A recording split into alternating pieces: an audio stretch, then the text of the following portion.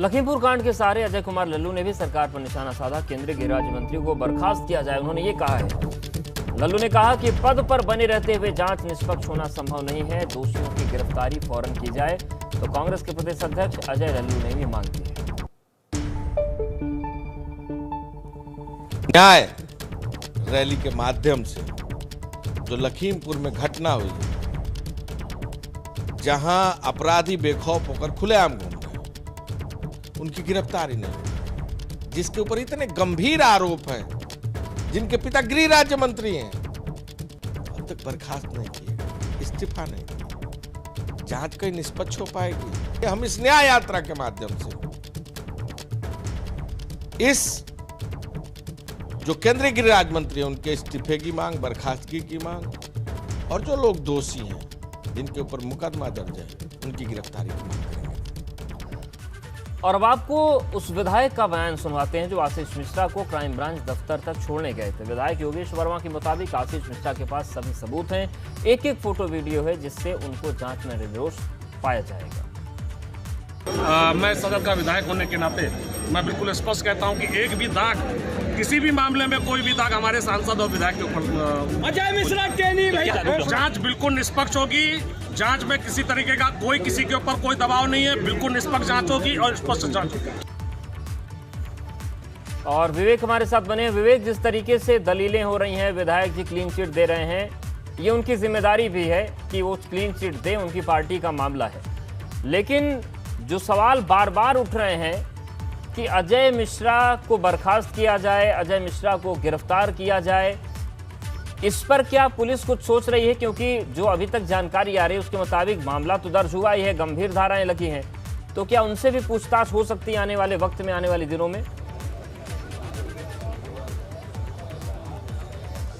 देखिए अवधेश, अभी चूंकि आशीष मिश्रा सामने आए हैं और उनको पुलिस तलाश कर रही थी, एक तरह से कहा जा सकता है तलाश ही कर रही थी, क्योंकि पहला नोटिस जो चस्पा किया गया था उनके घर पे, उसमें उनको कल सुबह 10 बजे बुलाया गया था, लेकिन वो सुबह 10 बजे हाजिर नहीं हुए, उपस्थित नहीं हुए। उनसे कहा गया था, उस नोटिस में लिखा था कि आप अपने पक्ष में जो बातें हैं, जो बयान हैं, जो साक्ष्य हैं, वो दें आकर। उसमें नोटिस में साफ लिखा था कि लिखित, मौखिक, वस्तु अथवा इलेक्ट्रॉनिक साक्ष्य जो भी आपके एविडेंसेस हैं वो दें आके, लेकिन वो नहीं आए। वो किस वजह से नहीं आए, उसके लिए उनके पिता का कहना है कि वो अस्वस्थ थे, इस वजह से वो कल नहीं आ पाए। लेकिन पिछले 3 दिनों से लगातार वो गायब थे। जिस तरह से घटना के बाद अगले 2 दिन तक उन्होंने मीडिया में आकर बयान दिया, व्हाट्सएप या सोशल मीडिया पे उनके वीडियोस वायरल हुए, और जिस तरह से उनके पिता अजय मिश्रा टेनी ने बयान दिए और अपने बेटे को निर्दोष बताया, लेकिन उसके बाद 5 तारीख से दोनों गायब हो गए। दोनों का मतलब मैं ये बता रहा हूँ कि जो उनके साथ थे, जो घटनास्थल पे उनके साथ बताए जा रहे हैं, जैसा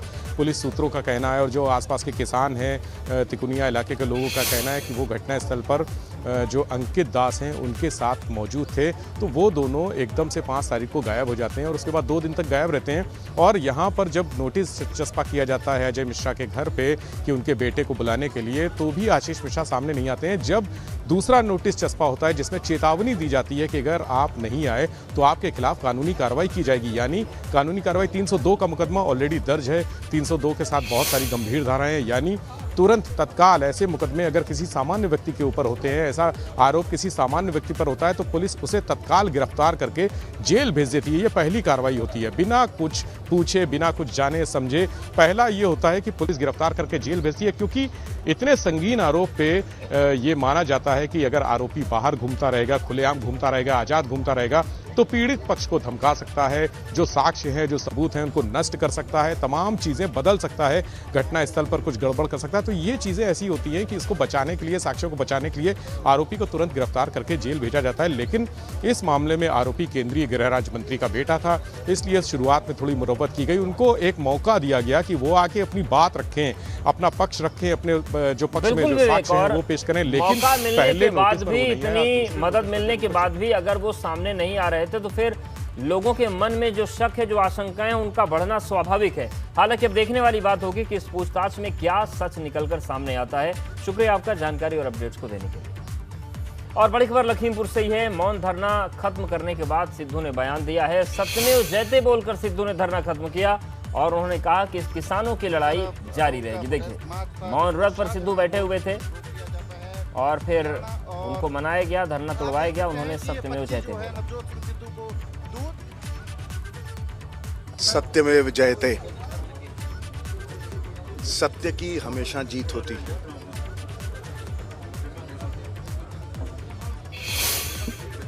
न्याय से बड़ा राष्ट्र चलाने के लिए कोई साधन नहीं। न्याय है तो सुशासन है, न्याय नहीं है तो कुशासन है। कोई व्यक्ति राजा भी हो, न्याय से बड़ा नहीं है। यही सत्य है। सत्य की इस लड़ाई में आज जीत हुई है, किसान भाइयों की जीत हुई है, कश्यप साहब के परिवार की जीत हुई है, क्योंकि उन्हें मुआवजा नहीं चाहिए था, मुआवजा से ज्यादा उन्हें न्याय चाहिए था। समझिए, लवप्रीत, उसकी बहन ने कहा मुझे मुआवजा नहीं चाहिए, मुझे इंसाफ चाहिए। इसलिए ये सत्य का मार्ग हमें अपनाना चाहिए।